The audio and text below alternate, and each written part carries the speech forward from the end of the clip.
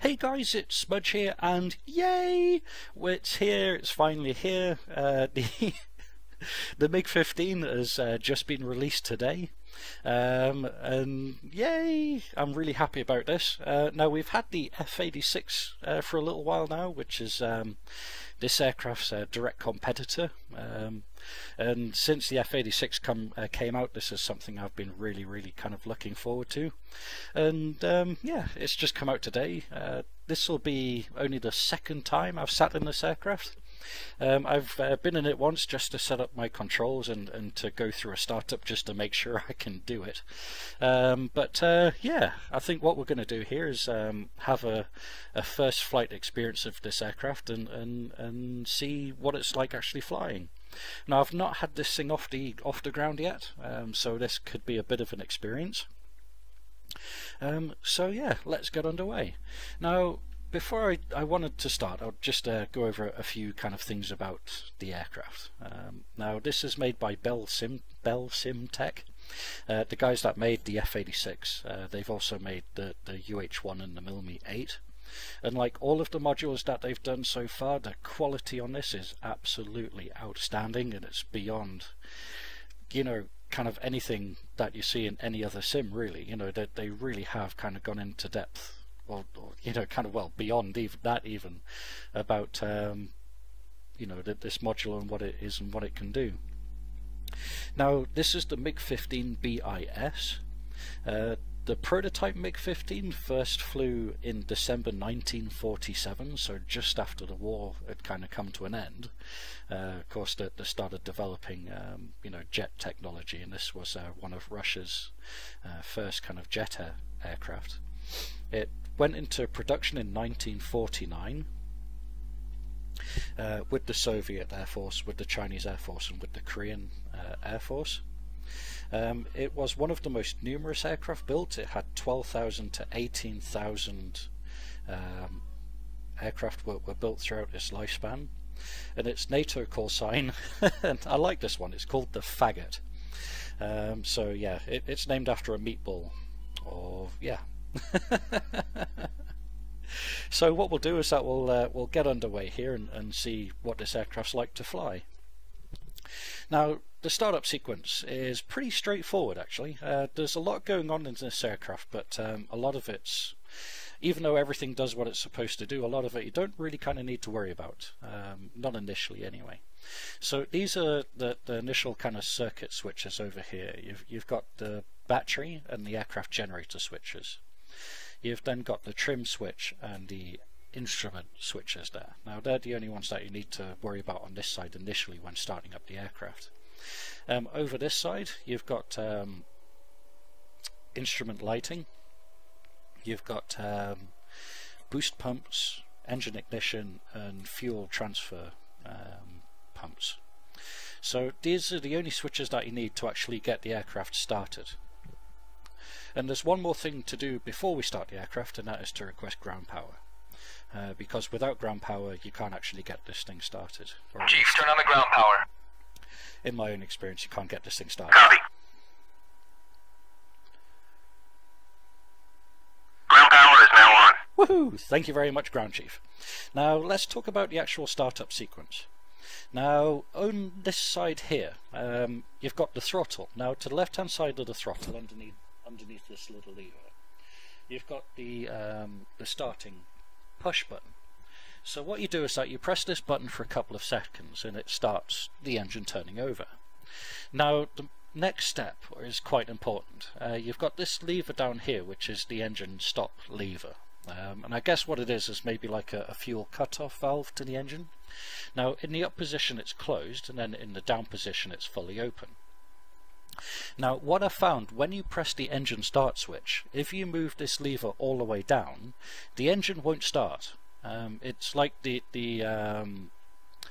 sorry about that, just my tracker playing up. You find that the engine actually kind of gets flooded with fuel perhaps, and it won't start. So what I've found is that you need to gradually move this down, but listening to the engine's RPM while you're doing that to gauge if it's climbing or descending. And let's do this now so I can kind of demonstrate. So what we'll do is that we'll press the start button for about 2 seconds and then release it. you hear the start to start, and then you need to gradually move this lever downwards. Now if you move it down too far, you'll actually hear the engine cut out. So if I move that all the way down now, oh, she's actually starting. So yeah, there we go. So the engine had got up to enough RPM so that when I moved that down, that actually kicked straight in. But trust me when I say that if you move that down too quickly, the engine will stall. Okay, so the next thing that we need to do is close the canopy, and that's done by closing or moving that black knob down and sliding the canopy shut. And then we need to pressurize the cockpit, which is used with this handle over here. So we move that up until that needle's in the red for hot air, and then that pressurizes the canopy ready for high altitude flight. Then what we need to do is request the crew chief to remove the ground power. Chief, turn off the ground power. Copy.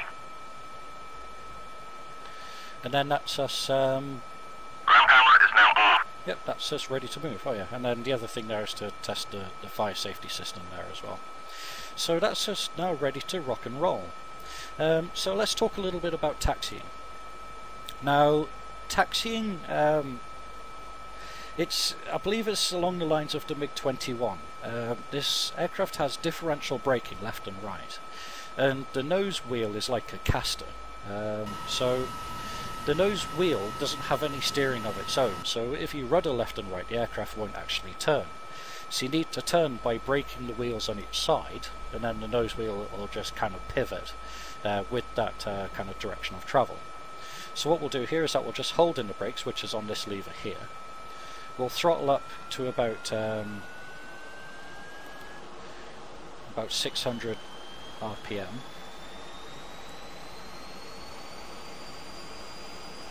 Or about 650, there is good. We'll release the nose wheel or the brake. Oops. Just a few more RPM. Okay, so that's us now moving. So then I'm steering left, but I'm not actually going anywhere, and then I'll hold in the brake, and then the aircraft should hopefully start turning without putting the wheel on the grass. Oops. I'm braking the other way now. That's me going too far. Sorry about this.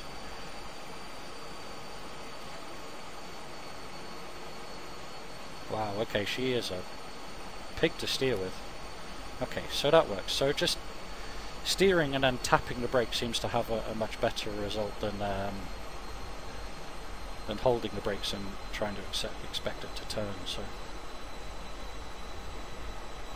and then counter steering now, but the aircraft's still going that way, so I'll just tap the brakes there, and that should bring us back to straight, which is absolutely fantastic.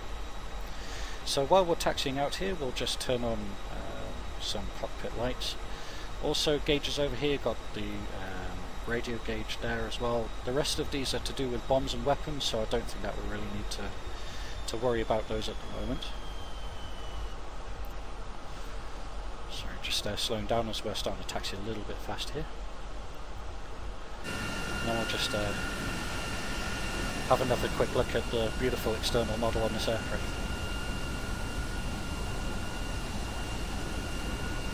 So again, just using the differential brakes there in order to help us turn that corner. Okay, so we're getting there. What we'll do is that we'll just taxi up to the end of the runway here, and we'll have a look at a couple more things, and then go through our pre-takeoff checks.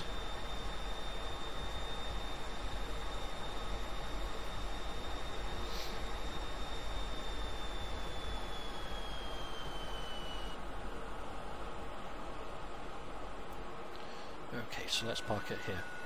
Now, pre-takeoff, what you need is some flaps. Now, when we look on the wings here, you've got a stalk sticking up there. That's to tell you that your gear's down, and then you've also got 3 lights there showing that your gear's down. Now, this is the flap handle here, and if we move that not upwards, downwards to that position, that should set the flaps to takeoff, and then you can see the little barber pole coming up there, and that's the flaps in the takeoff position. And then we'll return the flap handle to the neutral position, so it's not putting hydraulic pressure into the flaps and doesn't cause a bleed. What we also need to do is unlock the gear handle, so that when we actually need to move that up, we can move that in upwards. And I believe that's us actually ready to go. So what we'll do here is that we'll just taxi out, we'll take the runway, and then we'll see what this thing's like to fly. So that's the just building up RPMs here to get us moving. You don't seem to need any more than 600. That definitely does a good job at getting you moving. And I'll just start tapping the wheel brakes here to help us turn. Then I'll counter steer and then tap the wheel brakes again to stop our rate of turn. And that's just pretty much kind of pointing down the runway now, so I'm just going to go to full throttle. Now this thing takes off at about 250, I believe it's kilometers an hour on that gauge. I might be wrong, it might be not. So what we'll do is that as we're coming down here, as the speed's building up, at 200 we'll just start easing back on the stick, and then the nose should just pop up, and away we go. And then it's undercarriage up and flaps up, and then if we have a look at the barber poles there, we can see them receding into the wing to show that the undercarriage and the flaps is now put away, and then we'll return these handles to their neutral position, and then we'll lock the gear handle to stop us from accidentally moving that down. And that's us airborne. Just checking over a few more instruments here, so we're looking pretty good.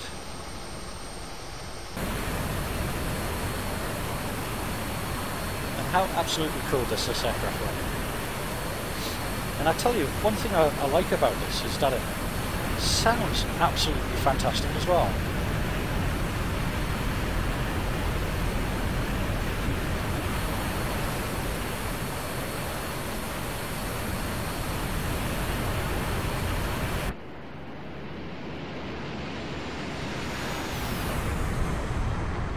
That really sounds like a jet, and that might seem ridiculous, but a lot of the aircraft sound like Hoovers, but this really does sound like a fighter jet, you know.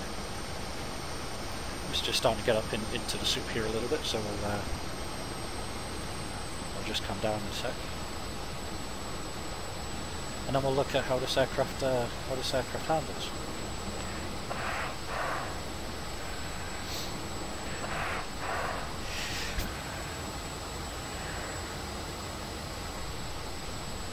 Sorry about that, just sneezing.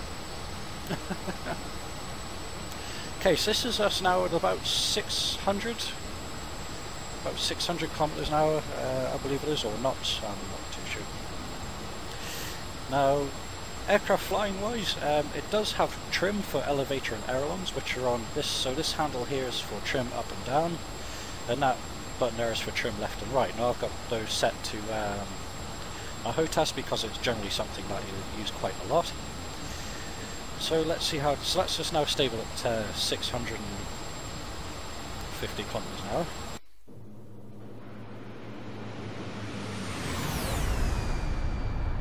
And how cool does that sound? So when the throttle is kind of receded a bit, it doesn't have that roar through the engine, but it does still sound pretty awesome. Just taking a couple of screenshots of this beautiful build. Awesome, so let's see how this thing handles. So what we'll try first is just a couple of rolls here to see how fast she rolls, so we'll just pitch up and then we'll do some rolls over. So she is pretty direct, she's not lightning quick, but it definitely has a very good roll rate. Now what we'll do is that we'll just power up here, then we'll go straight into a loop and see how she handles going up.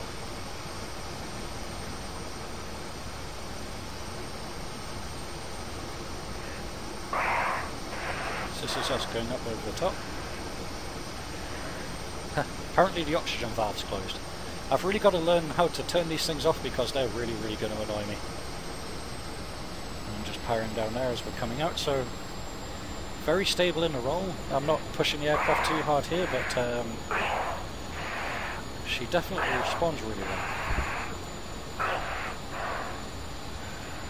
I guess what I need to do is turn on the oxygen to stop myself from getting oxygen starvation there, perhaps. Is there any other valves over here? I don't know. What's that one? I guess that's... freaking tracker wobbling about all over the place. Air valve. So is that open, closed? I don't know. Ah yes, that must be the air valve now open because the blinker's blinking. So that's just now sucking oxygen, which means that we're not going to pass out as we climb. So let's look at climb rate. So this is again steady at 650 knots. And then we'll just stick the nose up. I believe that's about 15 or 25 maybe degrees. It's very hard to read the artificial horizon there. But we'll just see how this thing goes upstairs. So that's at full throttle with the nose up, and we're actually staying at 650 kilometers an hour. And that's just now passing what I believe is 4,000 meters. So this thing has an absolute bucket ton of power. In fact, we're hardly bleeding off any airspeed there at all, but we are going up like an absolute rocket. That is fantastic. So again, just sticking the nose up pretty far here. This aircraft's starting to get a little bit wobbly here as we're getting below 500.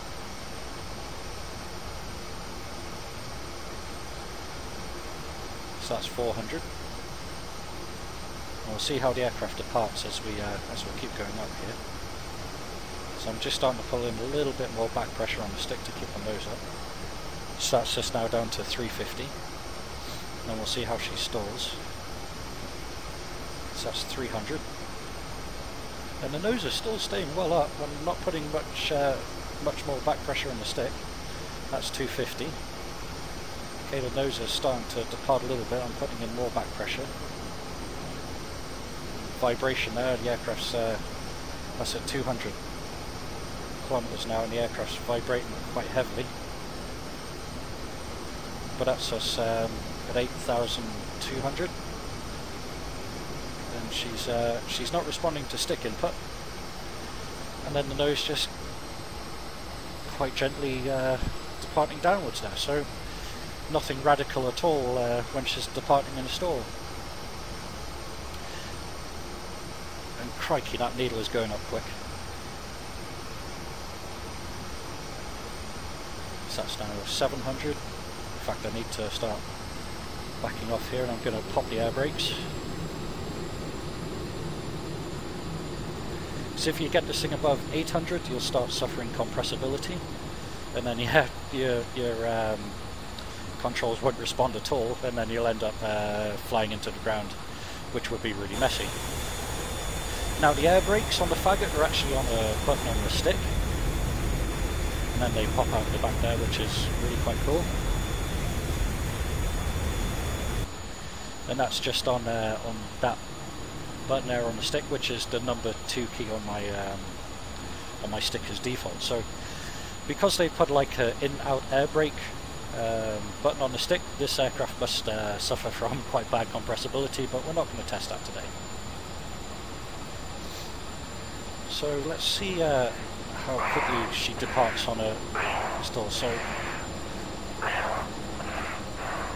alrighty, so that's alright there. So I'm just doing kind of maximum rate turns, just yanking back on the stick, so you get lots of vibration.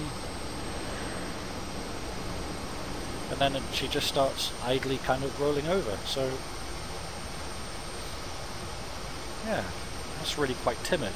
There's nothing really kind of scary about pushing this aircraft kind of past this limit.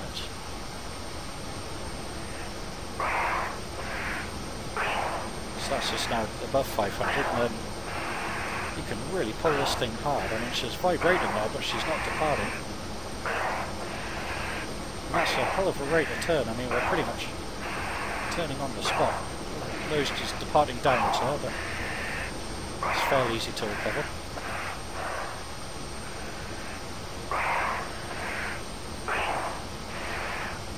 And then we'll just turn. So there's about the maximum before the buffeting occurs. So as you can see, she pretty much turns on a dime, as the Yanks like to say.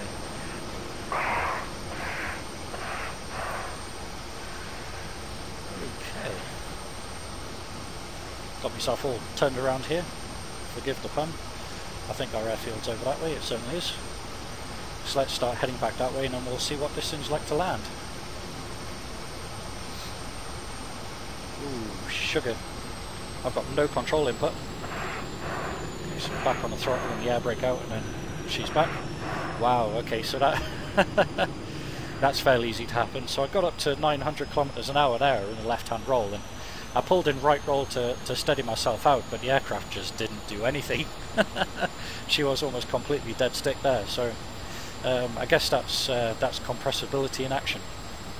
And compressibility is when the airflow over the airframe starts going supersonic, and then you can't move the control surfaces because of the pressure on them, and then the aircraft will refuse to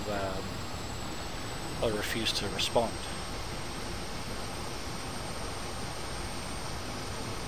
And that's another thing about the Bell Simtech aircraft that I absolutely love. And that's the in-cockpit lighting. So as the sun's moving across the cockpit here, you can see it's drowning out the cockpit lights. So you've got these areas with the cockpit lights on dim, and then these areas you can't see the lights because it's in the sun. So that is really quite awesome.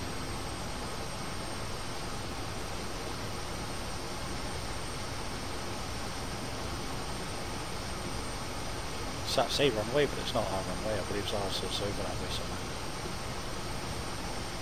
Okay, so stick's starting to go very, very, very light here. Oops, wrong key. That's the key I'm looking for. Not very smooth, but that's because my computer's crap. That does sound awesome. I hope you can kind of hear that roar, but that is really cool. I do like that. So this is my maximum roll rate. That's maximum deflection at 900 kilometers an hour. Wow, there is a real difference from when this thing's only flying at 600.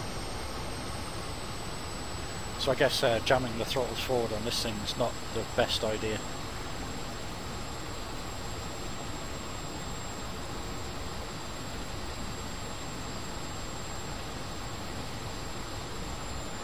But at least you've got the air brakes now to help you bring you back down towards 800.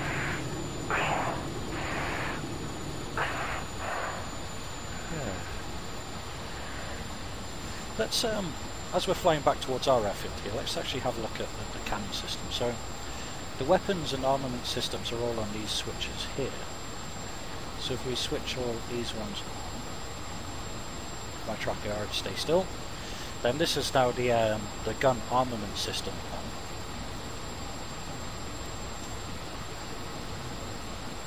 And then what we need to do is actually kind of arm the cannons, and you do this by pressing these.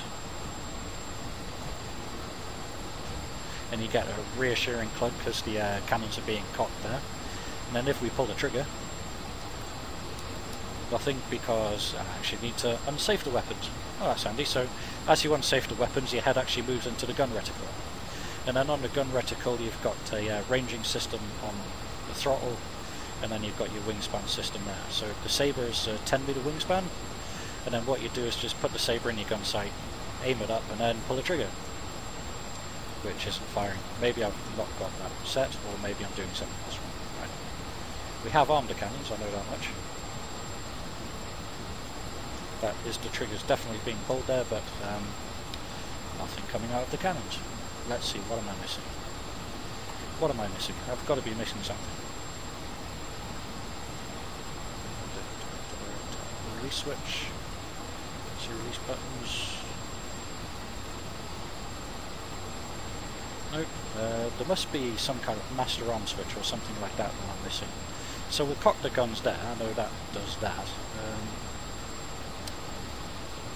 Okay. What's that switch? External lights. Nose light switch. Okay, so nothing there, but under cannons, I know that much. Which is awesome. And I have turned all of the switches on over here, except that one. Maybe that one's it. No. Oh well. No cannons today. I guess I'll need to research that to find out what exactly I'm doing wrong there anyway. But that was definitely pulling the triggers there, but nothing kind of going on. That's definitely something to look more into the manual and see how to get these guns shooting anyway. So let's get on with the landing anyway. So we'll circle over the runway here, and then we'll go through our landing steps.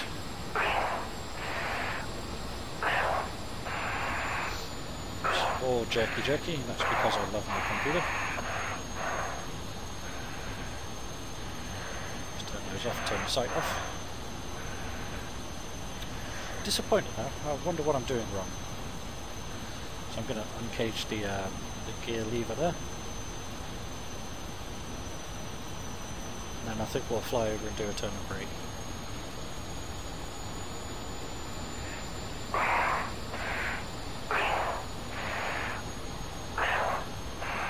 Again, pulling a little bit of G coming downstairs here.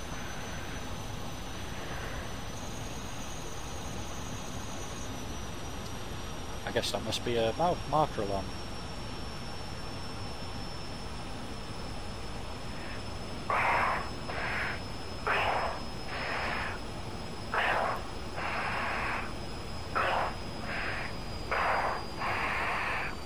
Sorry about the jerkiness here, but my computer's not behaving itself recently. Okie dokie, so we're starting to slow down here. Now, from what I understand, our approach speed should be about 400, which seems incredibly quick to me, but with it being a swept-wing aircraft, I guess that's part of the territory. So what we'll do is that we'll throw our flaps all the way down into landing here.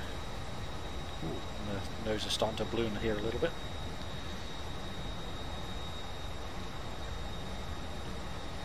Just pop some air brake there just to help us slow down a bit. Wrong way again. We'll move the undercarriage down.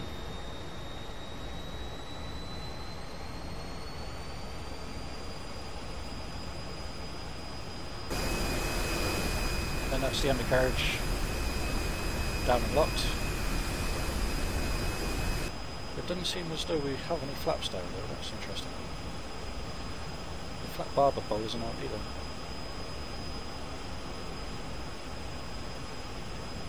So that's the flaps down to take off.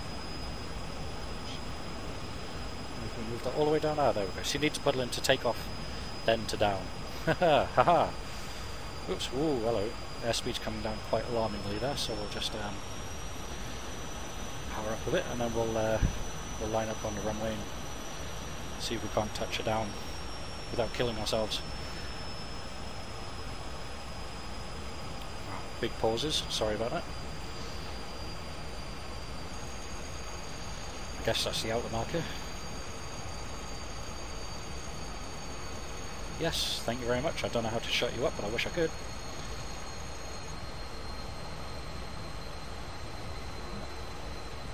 That's a radar altimeter.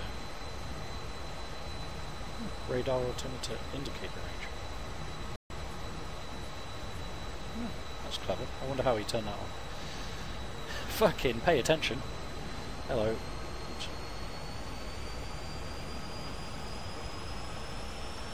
Starting to slow down a little bit too much here. I guess that's the inner marker. Don't make a pig's ear. Don't make a pig's ear. Don't make a pig's ear. Oh dear. That's what happens when you don't pay attention. You end up flying all over the place. Okay, so we'll just start coming off the power here. And we'll just nice and steady.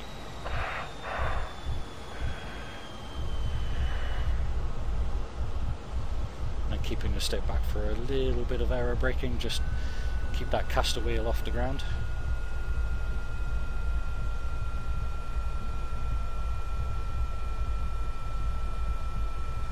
And then we'll start applying a little bit of wheel brake here to help start slowing us down again as well.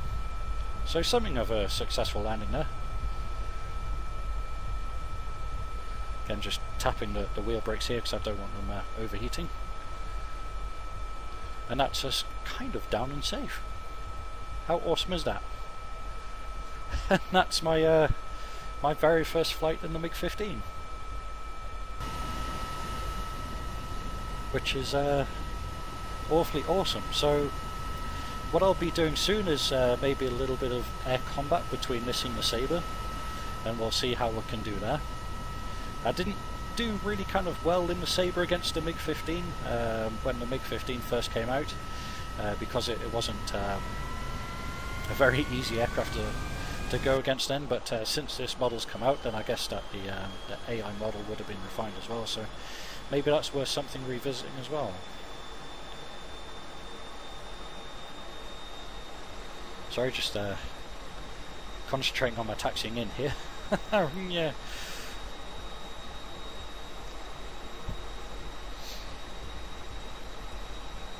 It really is just like a step in one direction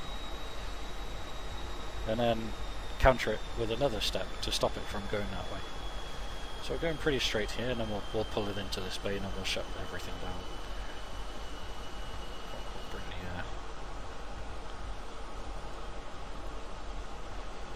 Bring the flaps in there.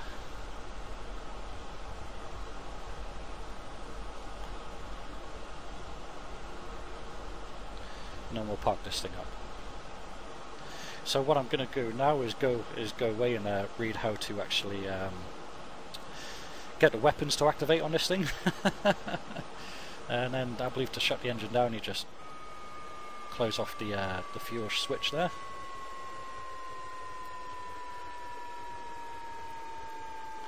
You can switch off the batteries and the generators and all the other good stuff down here if I can actually click on them.